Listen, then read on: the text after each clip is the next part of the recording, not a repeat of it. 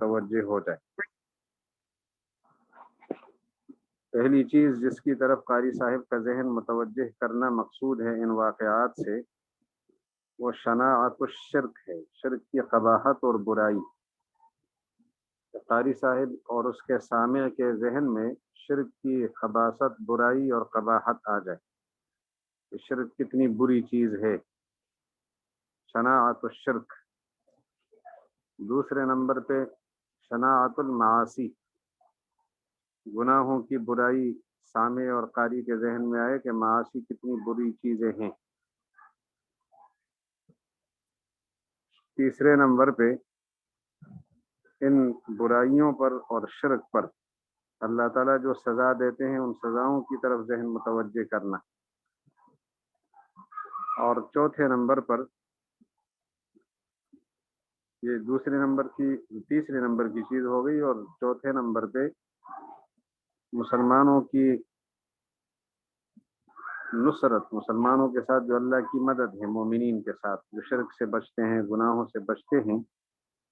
تو لازمی بات ہے اللہ تعالیٰ ان کو کتنا مطمئن رکھتے ہیں، اپنی مدد کے ساتھ کتنا اطمینان دلاتے۔ اور پھر خاص بندوں کے لیے، مسلمانوں میں بھی جو خصوصی بندے ہیں، ان پر اللہ تعالیٰ کی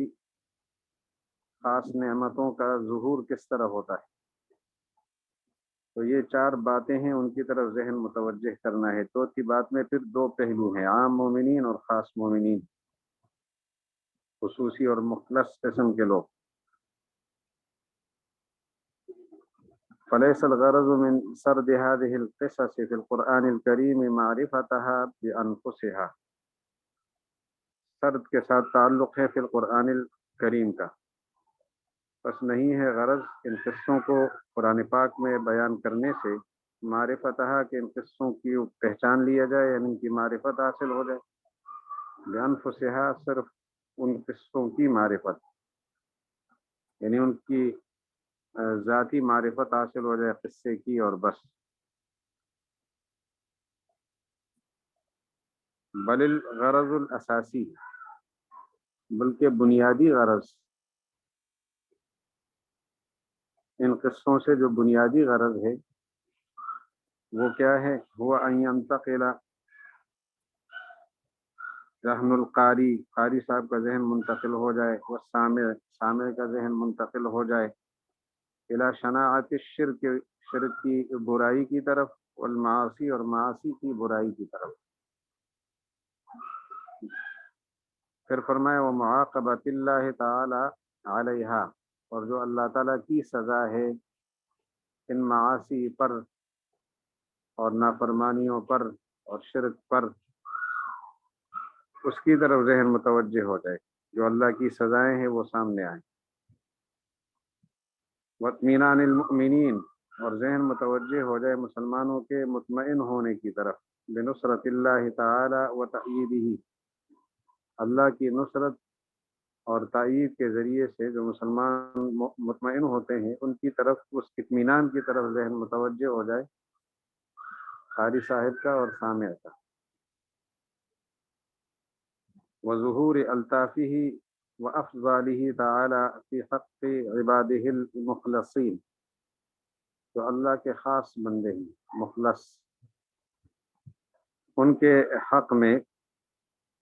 اللہ تعالیٰ اپنے الطاف اور افضال کا جو اظہار فرماتے ہیں، اور وہ چیزیں جو ظاہر ہوتی،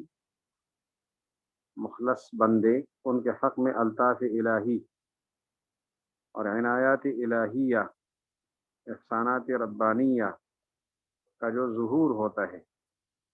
اس کی طرف متوجہ ہو جائے ذہن کہ کیسے اللہ تعالیٰ ان کے حق میں اپنی نعمتیں ظاہر فرماتے ہیں اور احسانات کا اظہار فرماتے ہیں۔ تو عرض یہ کیا کہ قرآن پاک میں مذکورہ قصے جو ہیں ان سے صرف قصے بیان کرنا مقصود نہیں ہے کہ لوگ صرف قصوں سے واقف ہو جائیں بس، بلکہ بنیادی مقصد قارئین اور سامعین کو کفر، شرک، یعنی شرک ہے اور وہی اس کے ضمن میں کفر بھی ہے، شرک کفر کا نام نہیں لیا، لیکن شرک خود کفر ہے، تو عام کفر ہو یا شرک کی شکل میں کفر ہو، اس کی برائی ذہن میں آئے اور معاصی کی برائی ذہن میں آئے، عذاب الہی، خدا تعالیٰ کی سزائیں ان کی طرف ذہن متوجہ ہو، وہ ذہن میں آئے، اور مسلمانوں کا مطمئن ہونا جو اللہ کی مدد اور تائید کے ذریعے سے ہے وہ سامنے آئے کہ کس طرح وہ مطمئن ہوتے تھے اور ان پر اللہ تعالیٰ کتنا مطمئن رکھتے تھے، اور خاص بندے جو ہیں ان کے حق میں اللہ تعالیٰ کس طرح اپنے احسانات کا اظہار فرماتے ہیں اور ان کے حق میں احسانات خداوندی کس نوعیت سے ظاہر ہوتے ہیں۔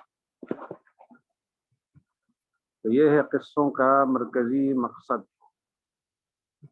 جو اللہ تعالیٰ نے یہاں پیش کیے ہیں۔ ایک بار پھر یہ خلاصہ سن لیجئے، ان واقعات کا مقصد کیا ہے۔ قرآن مجید کے ان تمام قصوں کو بیان کرنے سے مقصود قصوں کو جاننا نہیں ہے، بلکہ بنیادی مقصد قاری صاحبان اور سامعین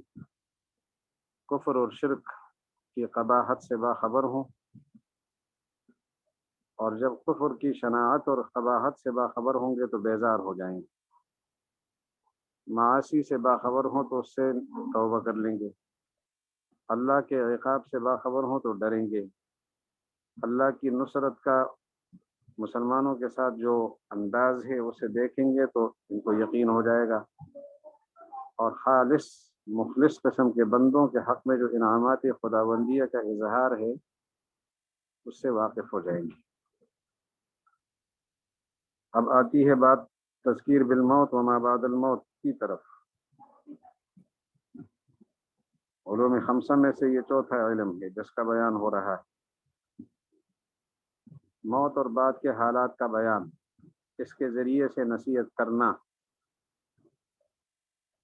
تو علم تذکیر بالموت و ما بعد الموت کا مطلب یہ ہے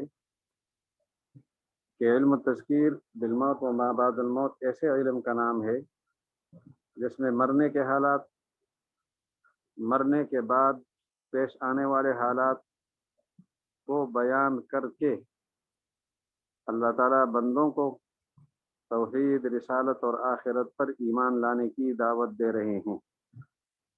یعنی وہ علم جو موت اور موت کے بعد پیش آنے والے حالات اور واقعات کے بیان پر مشتمل ہو، موت اور موت کے بعد پیش آنے والے حالات پر مشتمل کے بیان پر مشتمل ہو وہ علم۔ اب فرماتے ہیں کہ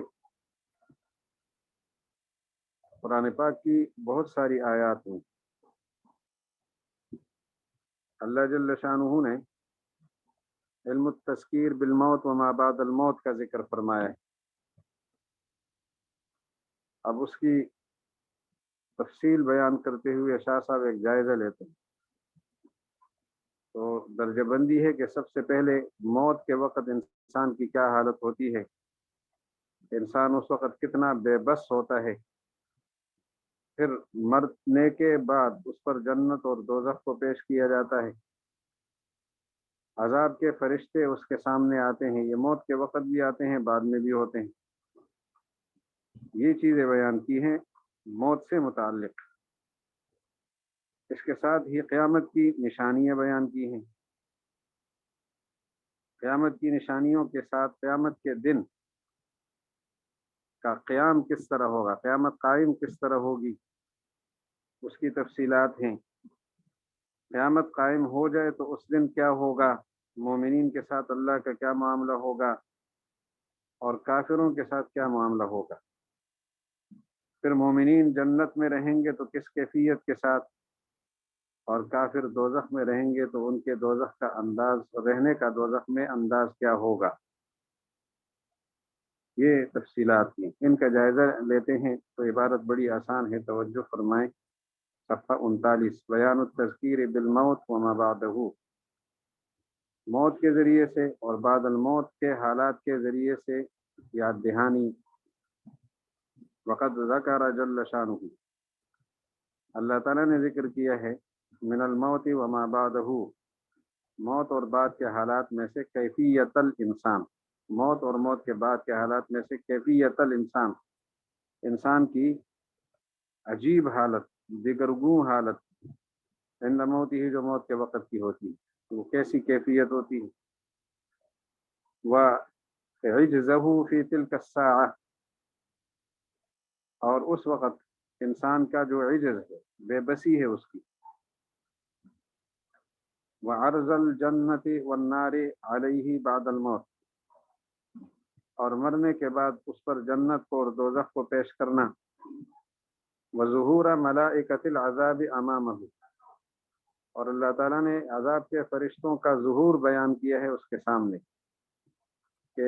عذاب کے فرشتے اس کے سامنے آ جاتے ہیں۔ اس کے ساتھ ہی واشرات الساعہ، یہ تو مرنے کے ساتھ متعلق باتیں تھی کہ مرنے کے وقت انسان کی کیا کیفیت ہوتی ہے، اس کی بے بسی کیسی ہوتی ہے، مرنے کے بعد جنت اور دوزخ اس پر پیش ہوتے ہیں، جنت بھی پیش ہوتی ہے اور دوزخ بھی، اور فرشتوں عذاب کے فرشتے سامنے آتے ہیں۔ اس کے ساتھ اگلی بات واشرات الساعہ، قیامت کی نشانیاں بھی اللہ نے بیان کی۔ وہ نشانیاں، سب سے پہلی نشانی نزول سیدنا عیسیٰ علیہ السلام، عیسیٰ علیہ السلام کا نزول آسمان سے، عیسیٰ علیہ السلام آسمان سے نازل ہوں گے۔ خروج الدجال، دجال کا خروج قرآن پاک میں ذکر نہیں ہے، لیکن چونکہ عیسیٰ علیہ السلام کے نزول کا بڑا مقصد جو ہے وہ دجال کو قتل کرنا ہے، تو عیسیٰ علیہ السلام کے ذکر کے ساتھ گویا دجال کا ذکر بھی ہو گیا۔ اس کے ساتھ خروج دابۃ الارض، زمین کے ایک دابے کا خروج، یاجوج ماجوج کا خروج، ونفخۃ الصاعق، صاعق کا معنی بے ہوشی، بے ہوشی کا سور، بے ہوشی کے سور کا بیان۔ پہلی دفعہ جب سور میں پھونکا جائے گا تو اس سے سارے لوگ اور ساری مخلوق بے ہوش ہو جائے گی، بے ہوشی کا سور۔ نفخ کا معنی پھونکنا، نفخۃ الصاعق، بے ہوشی کے سور کا پھونکنا، ونفخۃ القیام، اور قیام قیامت کا نفخہ، جس سے سارے انسان اٹھیں گے اور قیامت قائم ہو جائے گی، اس کو نفخہ ثانیہ کہتے ہیں، دوسرا نفخہ۔ اور اسی طرح حشر اور نشر، حشر نشر کا معنی میدان حشر میں جمع ہونا، قبروں سے نکلنا، اور اسی طرح سوال اور جواب، قیامت کے دن یہ دونوں ہوں گے، میزان، ترازو کا قائم ہونا، وَأَخْذَ صَحَائِفِ الْأَعْمَالِ بِالْأَيْمَانِ وَالشَّمَائِلِ، اور اعمال کے صحیفوں کا لینا دائیں ہاتھ میں اور بائیں ہاتھ میں، مسلمان دائیں ہاتھ میں لیں گے اور غیر مسلم بائیں ہاتھ میں۔ وَدُخُولَ الْمُؤْمِنِينَ، اور اللہ نے بیان کیا ہے مسلمانوں کے دخول کو جنت میں اور کافروں کے دخول کو دوزخ میں، کہ کافر داخل ہوں گے دوزخ میں، مومن داخل ہوں گے جنت میں۔ وَتَخَاصُمَ أَهْلِ النَّارِ، اور دوزخیوں کا باہمی مخاصمہ، مباحثہ، مخاصمہ، جھگڑنا اہل النار کا۔ اہل النار کون ہے؟ دو قسم کے لوگ ہوں گے، تابع اور متبوع، ایک پیشوا لوگ ہوں گے اور ایک ان کے پیروکار، فیما بینہم، اپنے آپس میں یہ جھگڑیں گے، اس کا بیان ہے۔ وَإِنْكَارَ بَعْضِهِمْ عَلَى بَعْضٍ، اور ان میں سے بعض کا دوسرے بعض پر نکیر کرنا، اس کا بیان اللہ تعالیٰ نے کیا ہے۔ وَلَعْنَ بَعْضِهِمْ بَعْضًا، اور ایک دوسرے پر لعن طعن کرنا۔ اس ضمن میں اختصاص المؤمنین برؤیت اللہ تعالی، اور اللہ تعالیٰ نے کی رؤیت کے ساتھ مسلمانوں کا مختص ہونا، مسلمانوں کی خصوصیت، مومن ہی اس خصوصیت کے حامل ہیں کہ وہ اللہ کا دیدار کریں گے۔ اسی طرح انواع العذاب، قسم قسم کے عذاب کو اللہ نے بیان کیا، سلاسل، زنجیریں، اغلال، حمیم، غساق، زقوم۔ سلاسل، زنجیروں میں ان کو جکڑا جائے گا، اغلال، گردنوں میں توق ڈالے جائیں گے، حمیم، گرم کھولتا پانی انہیں پلایا جائے گا، غساق، بدبودار پیپ، زقوم، زقوم ایک درخت ہے، مشہور درخت جو جہنم میں ہے، اردو میں اس کے لیے تھوڑ کا لفظ استعمال ہوتا ہے، یہ میں لکھ کے بھیج دیتا ہوں۔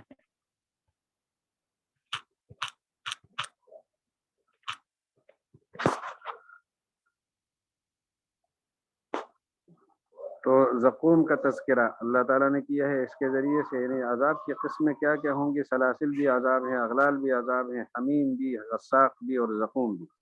زقوم قرآن پاک میں ہے سلاسل و اغلال و سعیرہ، سلاسل، اغلال، سعیر۔ سلاسل اس کا تعلق پاؤں سے ہے،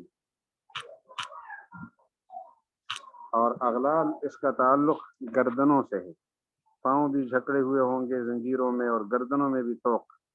اور سعیر کا تعلق پورے بدن سے ہے، پورے بدن پر آگ لگ جائے گی اور اس کی تکلیف پورے بدن کو شامل ہوگی۔ اس کے ساتھ ہی قرآن پاک میں اللہ تعالیٰ نے نعمتوں کو بھی بیان کیا، انواع النعم، قسم قسم کی نعمتیں۔ من الحور، یہ من بیان ہے انواع کا، پیچھے من بیان تھا انواع کا، عذاب کے انواع کا من بیان ہے، تو یہاں بھی من یعنی حور، حورے، القصور، حویلیاں، بڑی بڑی حویلیاں، والانہار، نہریں، 4 قسم کی نہروں کا بیان ہے، والمطاعم، اور مطاعم کا معنی کھانے، الہنیہ جو پسندیدہ ہوں، من پسند کھانے، والملابس الناعمہ، ملائم لباس، والنساء الجمیلات،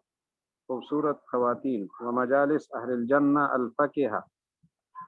مجالس اہل الجنت الفقیہ، فقیہ صفت ہے مجالس کی، جنت کے پرلطف، جنت کی پرلطف مجلسیں، الطیبہ جو پاکیزہ بھی ہیں، المفرحۃ للقلوب، اور دلوں کو خوش کرنے والی مجلسیں، دلوں کو سکون اور فرحت بخشنے والی مجلسیں، ان کا تذکرہ کیا قرآن پاک میں۔ لیکن ایسا نہیں کیا کہ ایک جگہ حور کا ذکر کیا، وہ مضمون ختم ہوا، پھر قصور کا ذکر کیا، پھر انہار کا، پھر مطاعم کا، الگ الگ ذکر ہوا، یا جو انواع عذاب ہے پیچھے ان کا ذکر،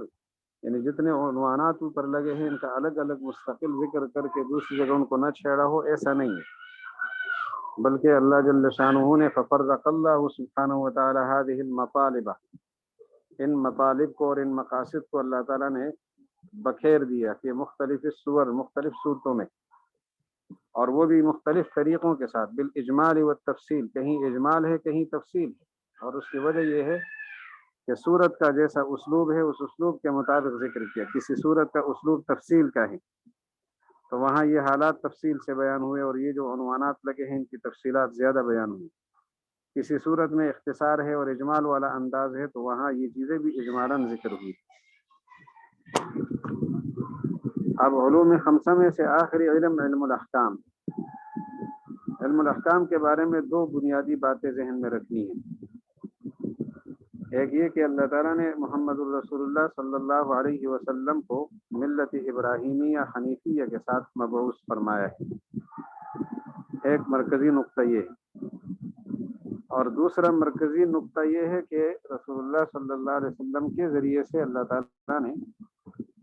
صحابہ کرام کی عربوں کی اصلاح کرنی تھی، اور پھر عربوں کے ذریعے سے دیگر لوگوں کی دنیا کی اصلاح کرنی تھی۔ ترتیب اللہ تعالیٰ نے اپنی حکمت سے یہ قائم فرمائی کہ عربوں کی اصلاح محمد الرسول اللہ فرمائیں گے، اور انسانیت کی اصلاح پھر صحابہ کرام اور عرب کے لوگ فرمائیں گے۔ تو جب یہ 2 باتیں طے ہو گئی کہ آپ علیہ السلام کو ملت ابراہیمیہ حنیفیہ کے ساتھ بھیجا گیا ہے، اور پھر عرب کی اصلاح کے لیے براہ راست آپ کی بعثت ہوئی ہے، بالواسطہ تو انسانیت کے لیے ہے لیکن براہ راست ان کی طرف، تو ان 2 باتوں کو سمجھنے کے اور متعین کرنے کے بعد اگلی باتیں آسان ہو جاتی ہیں کہ جب آپ ملت ابراہیمیہ حنیفیہ کے ساتھ بھیجے گئے ہیں تو اس ملت کے جو شرائع ہیں، بنیادی احکام، ان کا باقی رہنا ضروری ہوا،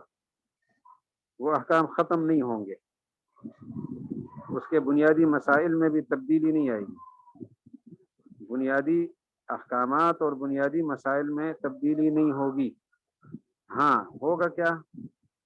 وہاں جو عام تھے یہاں تخصیصات ہو سکتی ہیں کہ وہ تخصیص ان کی ہو جائے، ان کے اوقات کو بیان کیا جائے، ان کے لیے اوقات کو مقرر کیا جائے، یا ان کی حدود کو بیان کر لیا جائے، اوقات، حدود اور عام کو تخصیص ان کی، یہ باتیں ہو سکتی ہیں، بنیادی مسائل وہی رہیں گے۔ اسی طرح جب اللہ جل شانہ نے رسول اللہ علیہ السلام کو عرب کی تزکیے کے لیے براہ راست بھیجا ہے، تو اب آپ علیہ السلام کی شریعت کا جو بنیادی ڈھانچہ ہے وہ عرب کی رسوم اور عادتوں سے اٹھایا جائے گا، بنیادی مادہ وہاں سے حاصل ہوگا اور تیار ہوگا۔ ان کی جو رسوم اور عادات ہیں، جو صحیح عادتیں ہیں انہیں باقی رکھا جائے گا اور غلط عادتوں کی اصلاح کی جائے گی۔ عرب لوگوں کی غلط عادتوں کی اصلاح، صحیح عادتوں کو باقی رکھا جائے گا۔ یہ ہے علم الاحکام کے حوالے سے شریعت اسلامیہ کا ایک مختصر جائزہ کہ ملت ابراہیمیہ کے بنیادی احکام یہاں موجود ہیں، اگرچہ ان کی تخصیص اور توقیت اور تحدید ہو گئی ہے، اور اسی طرح عرب لوگوں کی جو رسوم اور عادات ہیں ان میں صحیح عادتوں کو باقی رکھا گیا ہے اور غلط عادتوں کا خاتمہ کیا گیا ہے۔ والقاعدۃ الکلیہ بیان علم الاحکام، صفحہ 40۔ قاعدہ کلیہ فی مباحث الاحکام، احکام کے مباحث میں یہ ہے کہ ان سیدنا رسول اللہ صلی اللہ علیہ وسلم، ہمارے آقا رسول اللہ علیہ وسلم قد بعث، مبعوث ہوئے ہیں بالملت الابراہیمیۃ الحنیفیہ، ملت ابراہیمی حنیفی کے ساتھ۔ فلازمہ، تو جب یہ بات طے ہو گئی تو بس لازم ہے ابقاء شرائع تلک الملہ، باقی رکھنا اس ملت کے شرائع کا، شریعت، بنیادی احکامات۔ وَأَلَّا يُحْدَثَ، اور یہ بھی لازم ہے کہ پیدا نہ کیا جائے ایو تغیر، کسی قسم کی تبدیلی، فی امہات مسائلها، اس کے بنیادی مسائل میں۔ اللہم الا تخصیصا لعموماتها، اللہم یہ محاورہ ہے، ہاں مگر، اس کا اردو ترجمہ ہوتا ہے ہاں مگر ان کے عمومات کی تخصیص تو ہو سکتی ہے، اور وزیادتاً توقیتات کا اضافہ ہو سکتا ہے، اوقات کے تعین کا اضافہ، والتحدیدات فیہا، اور اس میں حد بندی کا اضافہ ہو سکتا ہے، حدود مقرر کی جائے یا اس جیسی چیزوں کا اضافہ ہو سکتا ہے۔ ولما اراد اللہ، یہ وہ دوسری بات ہے جب اللہ تعالیٰ نے ارادہ فرمایا ان یزکی العرب، کہ عرب کا تزکیہ فرمائیں، بنبینا صلی اللہ علیہ وسلم، ہمارے پیغمبر علیہ السلام کے ذریعے سے، ویزکیہ، اور تزکیہ کر دیں، سائر الاقالیم، تمام اقوام عالم، اقالیم اصل میں اقلیم کی جمع ہے، تمام ممالک کی اصلاح فرمائیں، ممالک، بالعرب، عرب کے ذریعے سے، تو لازمہ ان تتکون مادۃ شریعتہ، تو یہ بات لازم ہو گئی کہ حاصل ہو آپ کی شریعت کا مادہ، تیار ہو آپ کی شریعت کا مادہ، من رسوم العرب وعاداتهم، عرب کی رسومات اور عادات سے۔ فإذا أمعنت النظر في مجموع شرائع الملة الحنیفیہ، جب آپ گہری نظر کو میں سے دیکھیں گے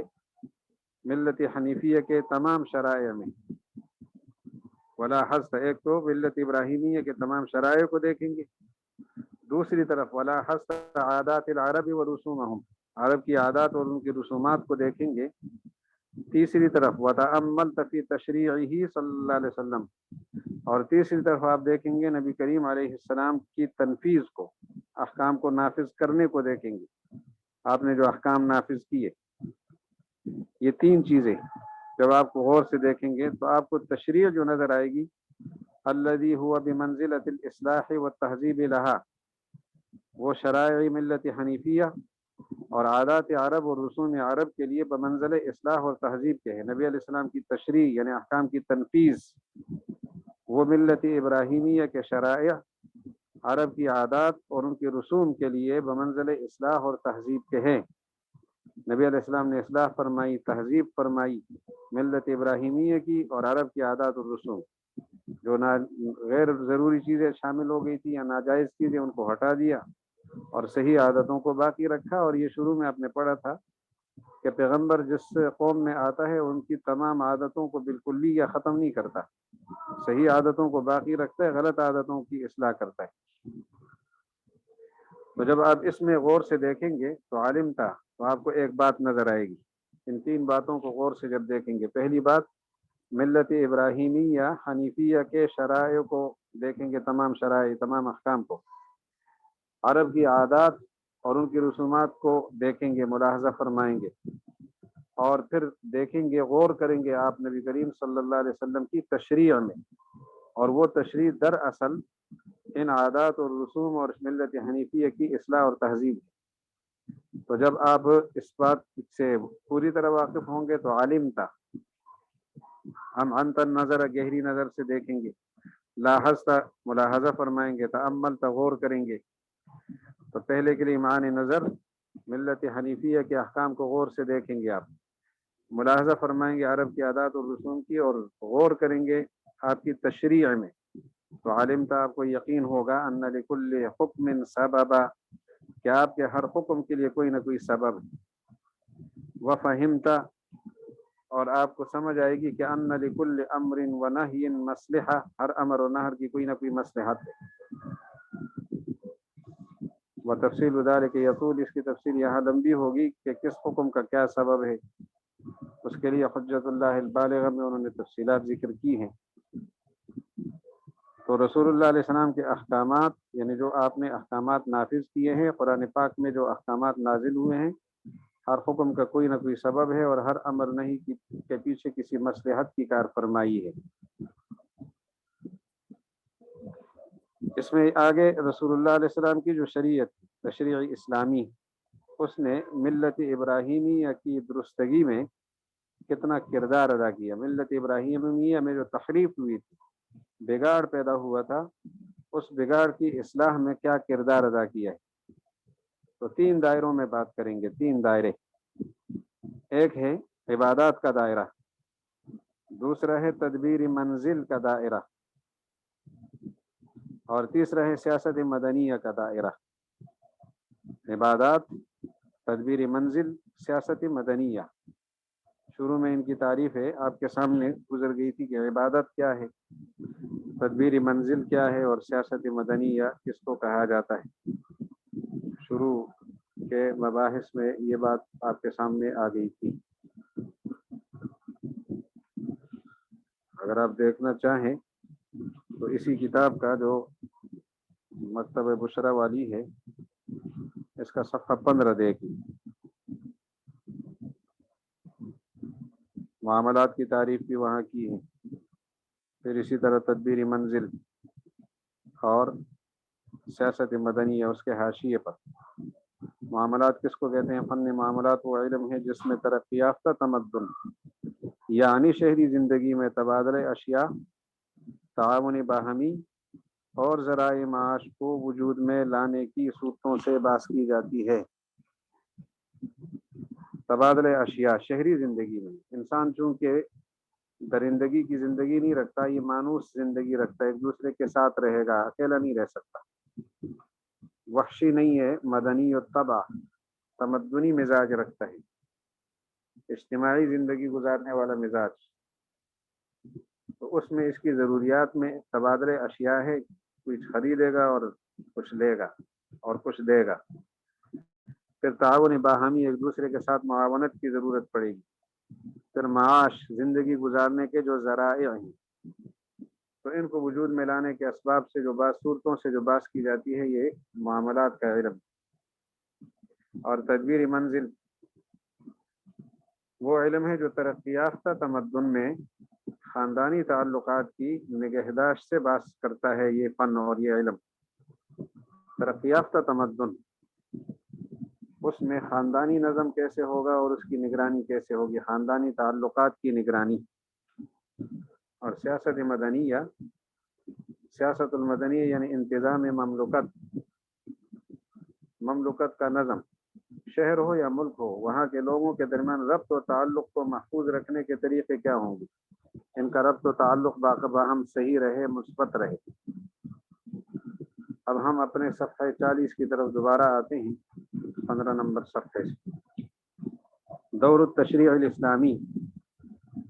तशरीअ इस्लामी का किरदार फी इस्लाहिल मिल्लतिल हनीफियतिल मुहर्रफा, تحریف شدہ اس ملت میں، ملت حنیفیہ جو تحریف شدہ تھی، اس کی اصلاح میں تشریع اسلامی کا کیا کردار ہے، اسلامی تشریع کا، اسلامی احکامات کے نفاذ کا۔ وبالجملہ خلاصہ کلام یہ ہے، فقط کان تطرق الی العبادات، راستہ حاصل کر لیا تھا عبادات کی طرف، یہ لفظی ترجمہ ہے۔ مفہوم یہ ہے آگے فطور عظیم آئے گا، راستہ حاصل کیا تھا فطور عظیم نے، بہت بڑے بگاڑ نے، عبادات میں بڑا بگاڑ داخل ہو گیا تھا۔ وہ عبادات کیا تھی؟ طہارت بھی، نماز بھی، روزہ بھی، زکوٰۃ بھی اور حج بھی، اور اسی طرح ذکر، اللہ کو یاد کرنا، اس سب میں بڑا بگاڑ پیدا ہوا۔ طہارت کا نظام بگڑ گیا تھا، نماز کا نظام پہلے سے تھا بگڑ گیا تھا، روزہ اور زکوٰۃ یہ چیزیں تھیں لیکن بگڑ گئی تھی، حج کا تصور تھا لیکن صحیح طریقہ اس کا نہیں رہا تھا، اور اسی طرح ذکر اللہ میں بھی معاملات بگڑے ہوئے تھے۔ نماز پہلے سے تھی۔ امام اہل سنہ حضرت مولانا سرفراز خان صفدر رحمہ اللہ نے اپنی کتاب گلدستہ توحید میں اس کی مثالیں پیش کی ہے کہ زمانے جاہلیت میں یہ لوگ نماز پڑھتے تھے، اس کا وجود تھا۔ اسی طرح روزے کا تصور تھا، روزے تو رکھتے تھے، زکوٰۃ مخصوص طریقے کے ساتھ مال خرچ کرنا، تو ان میں بہت بڑا بگاڑ پیدا ہوا تھا۔ اور بگاڑ کس وجہ سے تھا اس کی وجوہات بتاتے ہیں۔ ایک پہلو اس کا یہ تھا کہ پابندی میں سستی بہت زیادہ تھی، نہ کوئی نماز پڑھتا ہے، نہ کوئی روزہ رکھتا ہے، نہ زکوٰۃ ادا کرتا ہے، حج کا مسئلہ ہے، اسی طرح ذکر کا، سستی کا پہلو ایک حوالہ یہ تھا۔ دوسری شکل اس کی یہ تھی کہ لوگ اس میں اختلاف کرتے تھے، باہمی لوگوں کو اختلاف تھا ان عبادات کے بارے میں، اور اختلاف اس وجہ سے تھا کہ اکثر سے وہ واقف نہیں تھے، تو پھر اختلاف تو ہوتا ہے۔ اس کے ساتھ ہی جاہلی تحریفات اس کے اندر گھس گئی، جاہلی تحریفات، عبادت کے اندر جاہلی تحریفات، بت پرستی آ گئی، ننگا طواف آ گیا، اسی طرح اور بہت ساری برائیاں داخل ہو گئی، جاہلی تحریفات۔ تو قرآن پاک نے کیا کیا ہے؟ فَأَصْلَحَ الْقُرْآنُ الْعَظِيمُ ذَلِكَ الْاخْتِلَالَ كُلَّهُ وَسَوَّاهَا حَتَّى اسْتَقَامَ أَمْرُهَا۔ قرآن پاک نے اس بگاڑ کی اصلاح کی ہے اور ان عبادات کو بالکل سیدھا کر لیا ہے، درست کر لیا ہے۔ عبارت دوبارہ سن لے، وبالجملہ خلاصہ کلام یہ ہے کہ فقط کان تطرق، راستہ حاصل کیا عبادات کی طرف، من الطہارت، وہ یہ عبادات جو ہے نا اس کا بیان ہے، من، وہ طہارت ہو، نماز ہو، صوم ہو، زکوٰۃ ہو، حج ہو، ذکر ہو، اس کی طرف راستہ حاصل کر لیا تھا فطور عظیم، ان بڑے بگاڑ نے، من جہت التساہل فی اقامتہا، تساہل کی جہت سے، تساہل کی کے حوالے سے، ایک وجہ اس کی تساہل ہے، تساہل کی جہت سے فی اقامتہا، اس کی پابندی میں تساہل ہو رہا تھا۔ دوسری جہت واختلاف الناس فیہا، لوگوں کا اس میں اختلاف، اس حوالے سے بھی، اور اختلاف کیوں تھا؟ بسبب عدم معرفت اکثرہا، کہ اکثر عبادات ان کو معلوم نہیں۔ پھر بگاڑ کی ایک صورت یہ بھی تھی، وہ تصرف التحریفات الجاہلیت الیہا، کہ اس کی طرف جاہلی تصرفات نے، تحریفات نے بھی راستہ حاصل کر لیا تھا، تصرف، سرنگ حاصل بنا لیا تھا جہاں پانی داخل ہوتا ہو، تو جاہلی تحریفات گویا اندر داخل ہو گئی۔ فاصلح القرآن العظیم، قرآن پاک نے اصلاح کی، ذالک الاختلال کلہ، اس سارے بگاڑ کی،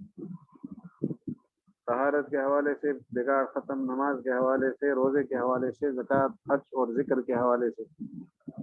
وسواہا، اور ان عبادات کو سیدھا کیا، حتی استقام امرہا، کہ ان کا معاملہ اور بالکل سیدھا کھڑا ہو گیا، یہ ساری عبادتیں بالکل منظم ہو کر، صاف ستھری ہو کر سامنے آئی۔ واما تدبیر المنزل، اور بہرحال تدبیر منزل کے حوالے سے، فقد کانت حدثت فیہ رسوم ضارہ، خاندانی نظم کے اندر نقصان دہ رسومات داخل ہو گئی تھی، نقصان دہ رسومات، وانواع تعدن،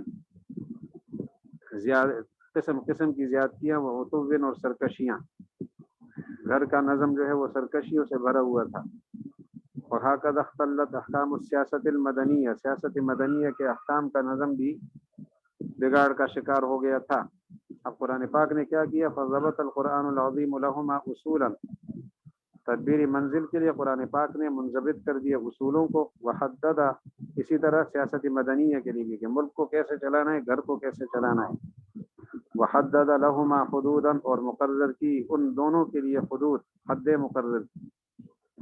وذکر من هذا الباب انواعا من الکبائر، تدبیر منزل اور سیاست مدنیہ کے حوالے سے بڑی بڑی زیادتیاں بھی بیان کی اور کوتاہیاں بھی بیان کی کہ تدبیر منزل کے حوالے سے لوگ کیا کیا زیادتیاں کرتے ہیں، یتیم کے ساتھ ان کا معاملہ کیا ہوتا ہے، بیویوں کے ساتھ کیا ہوتا ہے، اور بچیوں کے ساتھ ان کے رویے کیا ہوتے ہیں، اور غریب کے ساتھ کیا معاملہ ہوتا ہے، مسکین فقیر کے ساتھ بڑے بڑی زیادتیاں بیان کی اور بہت ساری کوتاہیوں کا ذکر کیا، لتحترز الامت عنہا، تاکہ امت ان کوتاہیوں سے اور ان کبائر سے بچے، وذکر من هذا الباب، اور اس باب میں سے انواع کو ذکر کیا، کبائر من الکبائر، کبائر میں سے قسم قسم کی زیادتیاں،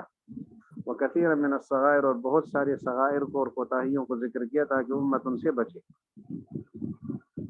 پھر فرماتے ہیں یہ جو عبادات کا عنوان ہے، تو یہاں پر یہ کچھ سوالات پیدا ہوتے ہیں کہ یہ قرآن پاک میں تو نماز پوری تفصیل سے نہیں ہے، اس کو کیسے بیان کیا؟ اور آپ تو نے تو دعویٰ کیا ہے کہ بالکل سیدھا کر دیا عبادات کا نظم۔ فرماتے ہیں وذکر مسائل الصلاۃ اجمالا، نماز کے مسائل کو قرآن پاک میں اجمالا ذکر کیا ہے، لیکن اس کے لیے لفظ استعمال کے اقامت الصلاۃ، اور اقامت الصلاۃ اجمالی لفظ ہے، اجمالی لفظ، نماز قائم کرنا، اس کی پابندی کرنا، اس کی شکل کیا ہوگی، رسول اللہ صلی اللہ علیہ وسلم نے اس کی تفصیل بیان کی کہ اذان دی جائے گی، یہ ہے اقامت الصلاۃ کی پہلی سیڑھی، مساجد بنائی جائیں گی، جماعت قائم ہوگی، اس کے لیے اوقات کو متعین کیا کہ وقت سے آگے پیچھے کرنا اقامت الصلاۃ نہیں ہے۔ وکذالک ذکر مسائل الزکوٰۃ بالاختصار، قرآن پاک نے زکوٰۃ کے مسائل کو اختصار کے ساتھ ذکر کیا، لیکن رسول اللہ علیہ السلام نے مکمل تفصیل بیان کی، ایما تفصیل، مکمل تفصیل۔ روزے کو قرآن پاک میں کہاں ذکر کیا؟ سورہ بقرہ میں۔ حج کو کہاں ذکر کیا؟ سورہ بقرہ میں اور سورہ حج میں، کچھ ارکان اس کے سورہ بقرہ میں ہیں اور کچھ سورہ حج میں۔ جہاد کو ذکر کیا سورہ بقرہ میں اور سورہ انفال، اور اس کے علاوہ اور متفرق مقامات پر سورہ آل عمران وغیرہ میں بھی۔ حدود کو ذکر کیا سورہ مائدہ میں، ڈاکو کی کیا سزا ہے، انما جزاء الذین یحاربون اللہ ورسولہ، چور کی کیا سزا ہے، والسارق والسارقۃ فاقطعوا ایدیہما جزاء بما کسبا، اور سورہ نور میں بدکار کی سزا، الزانیۃ والزانی فاجلدوا کل واحد منہما مئۃ جلدہ۔ میراث کے مسائل سورہ نساء کے اول میں، یعنی 11ویں اور 12ویں نمبر آیت میں، اور پھر آخر میں۔ نکاح، طلاق سورہ بقرہ، نساء اور سورہ طلاق وغیرہ صورتوں میں ان کا ذکر کیا ہے۔ تو اب یہ تدبیر منزل بھی سامنے آ گئی کن کن صورتوں میں ہے، اور جو حدود ہے نا یہ سیاست مدنیہ ہے، حدود سے ملک کا نظم کنٹرول کرنا ہوتا ہے، تو حدود سورہ مائدہ اور سورہ نور میں ہے، یہ سیاست مدنیہ۔ جہاد یہ بھی سیاست مدنیہ کے لیے ہے، اور عبادات میں نماز، روزہ، حج، زکوٰۃ کا ذکر ہوا، اور میراث اور نکاح، طلاق یہ تدبیر منزل کا بیان۔ وَإِذَا عَرَفْتَ هَذَا الْقِسْمَ، آگے تذکیر بے ایام اللہ کی ایک قسم بیان کر رہے ہیں۔ احکام کا ذکر مکمل ہوا، شریعت اسلامیہ کا کردار بھی بیان کیا، لیکن تذکیر بے ایام اللہ ایک اس کی عمومی شکل تھی جو پیچھے بیان ہوئی، جس سے ساری امت ایک ساتھ فائدہ، یکساں فائدہ اٹھاتی ہے، لیکن تذکیر بے ایام اللہ میں کچھ چیزیں خصوصی ہیں، خاص قسم کی ہیں، جس سے خاص لوگ فائدہ اٹھاتے ہیں، اس کا بیان، چونکہ ان کو اشاروں میں بیان کیا ہے، بڑی تفصیلات ان کی نہیں ہے۔ تو دوسری قسم جو تذکیر بھی ایام اللہ کی ہے، ان میں سب سے پہلے یہ کہ کہیں سوال ہوتا ہے اور جواب دیا جاتا ہے، یسألونک عن الأہلہ قل ہی مواقیت للناس والحج۔ تذکیر بھی ایام اللہ میں یہ بھی ہے کہ کہیں حادثہ پیش آیا تھا، مسلمانوں نے جان مال کو خرچ کیا، منافقین نے وہاں بخل سے کام لیا، خواہشات کی پیروی کی، اس کو بیان کر کے اللہ تعالیٰ مومنین کی تعریف فرماتے ہیں اور منافقین کی مذمت فرماتے ہیں۔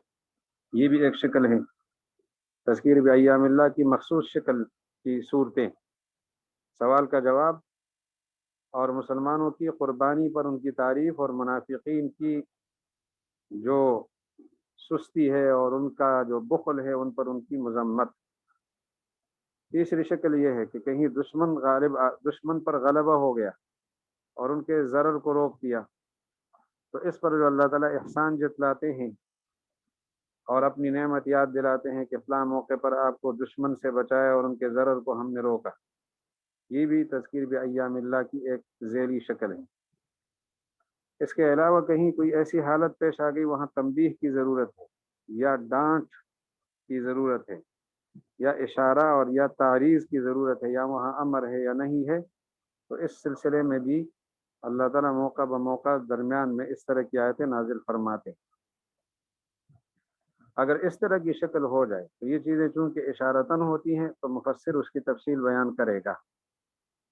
جہاں تنبیہ کی ضرورت ہے، زجر، اشارہ وغیرہ، تو وہاں کا واقعہ مفسر سامنے لائے گا۔ التعریضات التي تحتاج الى البیان، وہ تعریضات اور وہ اشارے جو بیان کی ضرورت رکھتے ہیں۔ اذا عرفت هذا القسم الذي تعم فائدته جميع الامه، جب آپ نے اس قسم کو جان لیا جس میں عام خطاب ہے اور ان میں کوئی شان نزول ضروری نہیں ہے، جس کا فائدہ پوری امت کو شامل ہے، تو یہاں ایک اور قسم ہے اور وہ یہ کہ انه كان يعرض عليه سؤال، آپ علیہ السلام کی خدمت میں سوال پیش کیا جاتا ہے، فيجيب عنه، اور آپ اس کا جواب دیتے ہیں، اس کی تفصیل کی ضرورت ہوتی ہے۔ پھر او یقع حادثہ یا او تقع حادثۃ، حادثہ واقع ہوتا ہے، یجود فیہا المؤمنون بانفسهم واموالهم، مومنین اس میں خرچ کرتے ہیں اپنی جان اور اپنے اموال،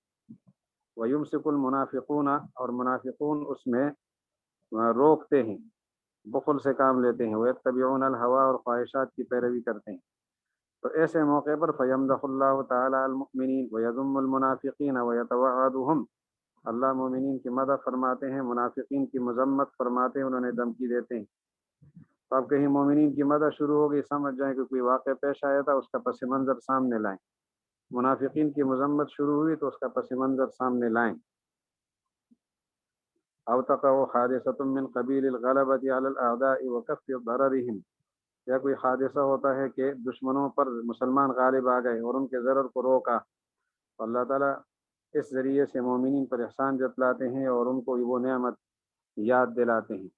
کہ فلاں موقع پر تمہارے اوپر یہ مسئلہ آیا تھا، تو وہ پس منظر پورا لانا ہوگا محدث کے مفسر کریم کو۔ او تحدث حالت، یا ایسی حالت پیش ہوتی ہے کہ تحتاج الی تنبیہ، تنبیہ کی ضرورت ہوتی ہے، یا ڈانٹ کی یا اشارے کی یا تعریض کی، اشارے سے بھی زیادہ پوشیدہ اشارہ ہو وہ ایما کہلاتا ہے، یا امر کی یا نہیں کی، تو اللہ تعالیٰ اس سلسلے میں بھی آیتیں نازل فرماتے ہیں۔ وما كان من هذا القبیل، جب یہ صورتیں ہوں، فلا بد للمفسر من ذکر تلك القصص بطریق الاجمال، تو اجمالی طور پر ان قصوں کو یہاں بیان کرنا ہوگا، کیونکہ قصہ قرآن پاک میں نہیں ہوگا، وہاں کہیں تنبیہ ہوگی، کہیں زجر، کہیں اشارہ، اجمال ایما ہوگا، امر نہیں، اچانک حکم بدل جائے گا، یا احسان جتلا رہے ہیں اللہ تعالیٰ، یا منافقین کی مدح فرما رہے ہیں، منافقین کی مذمت، یا کسی سوال کا جواب ہے، تو پس منظر لانا ہوگا۔ امثلتها، اس کی مثالیں، مثلا بدر کے واقعات کی تعریضات موجود ہیں، پورا قصہ تو بیان نہیں ہے من کل الوجوہ، لیکن تعریضات ہیں سورہ بدر میں، سورہ انفال میں، اور کچھ حصہ اس کا سورہ آل عمران میں بھی ہے۔ غزوہ احد کی تعریضات سورہ آل عمران میں ہے، اور غزوہ خندق کے قصے کی طرف اشارات سورہ احزاب میں ہے۔ سورہ حدیبیہ کا واقعہ سورہ فتح میں ہے، اسی طرح بنو نذیر کا واقعہ سورہ حشر میں ہے، اسی طرح فتح مکہ اور پر تحریض ابھارنا اور غزوہ تبوک پر ابھارنا، اس کا ذکر سورہ براءت میں ہے۔ حجۃ الوداع کی طرف اشارات اگر ہیں تو سورہ مائدہ میں ہیں، اور اسی طرح حضرت زینب رضی اللہ عنہ کے واقعہ کی طرف اشارہ سورہ احزاب میں ہے۔ باندی کو اپنے اوپر حرام کرنے کا واقعہ سریہ انہوں نے لکھا ہے، اصل میں رسول اللہ علیہ السلام نے قسم کھائی تھی ایک موقع پر کہ میں آئندہ شہد استعمال نہیں کروں گا، سورہ تحریم اس میں نازل ہوئی۔ بعض مفسرین فرماتے ہیں کہ آپ نے فرمایا تھا میں حضرت ماریہ قبطیہ کے پاس پھر نہیں جاؤں گا، تو سریہ، یہ دونوں پہلو ہیں، سریہ کا معنی تو وہی امہ ہے، لونڈی، لیکن بعض حضرات نے سریہ کا معنی سر سے کیا ہے، سر، راز، کوئی راز تھا، اور راز کی پوشی کوئی چیز تھی جو حضور نے اپنے اوپر حرام کر دی تھی، تو بعض نے اسے شہد سے تعبیر کیا، بعض نے دوسری چیزوں سے، سورہ تحریم میں اس کا بیان۔ یا اس کے علاوہ وہ جو راز تھا رسول اللہ علیہ السلام نے حضرت حفصہ کو بتایا تھا، حضرت عائشہ رضی اللہ عنہ کو بتایا تھا، اور انہوں نے حضرت حفصہ کو بتایا، تو اس کی طرف اشارہ۔ اسی طرح افک، الزام لگا تو ام المومنین پر رضی اللہ عنہ، سورہ نور میں اس کی تفصیل، وہاں تو اشارہ ہے، تفصیلات بیان کرنی ہوں گی تب آگے پھر آیات سمجھ آئیں گی۔ جنات نے رسول اللہ علیہ السلام کی تلاوت سنی تھی، سورہ جن اور سورہ احقاف میں اس کا ذکر ہے، ان کی تعداد کتنی تھی، کہاں سے آئے تھے۔ اور اسی طرح مسجد زرار کا بیان سورہ براءت میں ہے، کس پس منظر میں یہ مسجد بنی تھی۔ اور اسراء کا واقعہ، مسجد حرام سے مسجد اقصی تک کا سفر بنی اسرائیل کے آغاز میں، یہ اشارات ہیں، تفصیل لانی ہوگی مفسر کو۔ وَهَذَا الْقِسْمُ مِنَ الْآيَاتِ الْكَرِيمَةِ فِي الْحَقِيقَةِ، یہ جو اشارات ہیں تو در حقیقت یہ بھی تذکیر بایام اللہ کی قسم میں سے ہے، ولیکن لما کان حق الاشارات فیہا متوقفا علی سماع القصہ، ان میں اشارات کا جو حل ہے، حل الاشارات، وہ پورے قصے کے سننے پر موقوف ہے، تو میزت عن سائر اقسامها، دیگر اقسام سے میں نے ان کو الگ ذکر کیا، تذکیر بایام اللہ کی خاص قسم۔ اب اس کے حوالے کا تو وقت نہیں ہے کہ یہ جو صورتوں میں اشارات ہیں ان کا حوالہ دیا جائے کہ کہاں کہاں ان کا بیان ہے۔ یہ جو شروع میں آپ نے پہلا حصہ پڑھا، تذکیر بالموت و بعد الموت، اس پر جو اشارات فرمائے کہ مرنے کے وقت انسان کی کیفیت کو اللہ تعالیٰ نے بیان کیا ہے، تو اس کو ذرا دیکھ لیں، کچھ حوالے آپ کی خدمت میں عرض کر لیتے ہیں۔ مرنے کے وقت انسان کی کیا کیفیت ہوتی ہے، سورہ قیامہ، لا اقسم بیوم القیامہ ولا اقسم بالنفس اللوامہ، اس میں والتفت الساق بالساق الی ربک یومئذ المساق، یہ جو آیتیں ہیں، آیت 26 سے آگے، تو 3-4 آیتوں میں مرنے کے وقت کی کیفیت کا بیان ہے۔ اس طرح دوزخ کا پیش کرنا، النار یعرضون علیہا غدوا وعشیا، سورہ مومن میں 46 نمبر آیت میں ذکر ہے، دوزخ کو پیش کیا جاتا ہے۔ جنت کا ذکر نہیں ہے،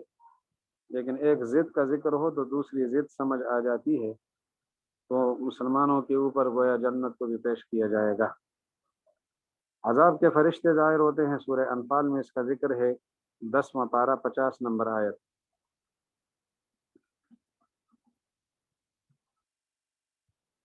وَلَوْ تَرَىٰ إِذْ يَتَوَفَّى الَّذِينَ كَفَرُوا الْمَلَائِكَةُ يَضْرِبُونَ وُجُوهَهُمْ وَأَدْبَارَهُمْ، فرشتے جب میت کی، انسان کی جان لیتے ہیں تو چہروں پر اور پیٹھ پر ان کی ضربیں لگاتے ہیں، یہ آیت نمبر 50 پر فرشتے جو ظاہر ہو گئے۔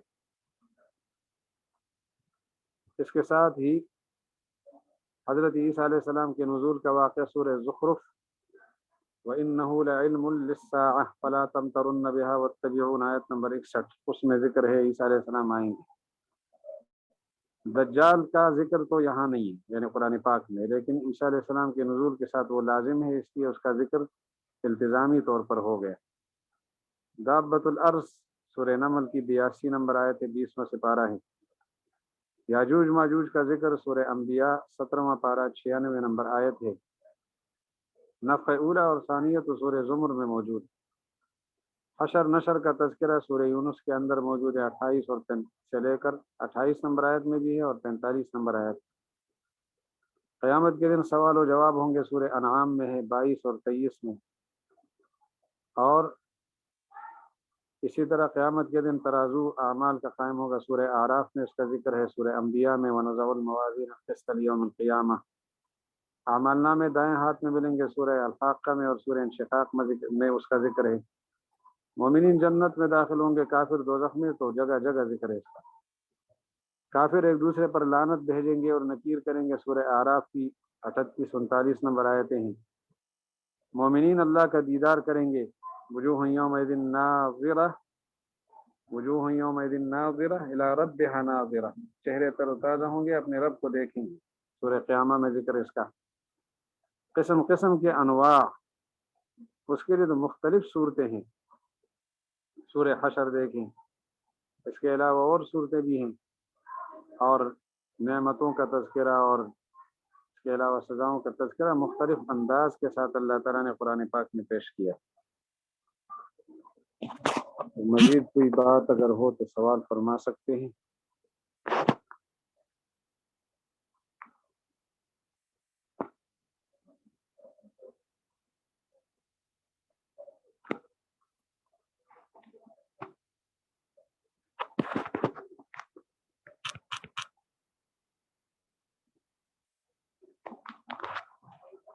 ہوم ورک جو ہے یہی جو آج آپ نے سبق پڑھا ہے تو اس کا خلاصہ لکھیں، اور پچھلے بھی میرے پاس محفوظ ہیں، انشاءاللہ وہ میں ان کے نمبر آپ کو بھیجتا ہوں۔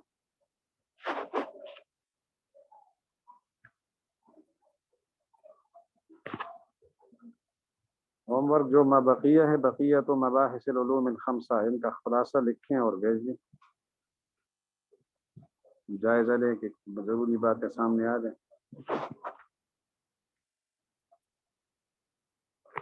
اس سے پہلے جو خلاصے سامنے آئے ہیں بہت اچھے اور بہت دلچسپ۔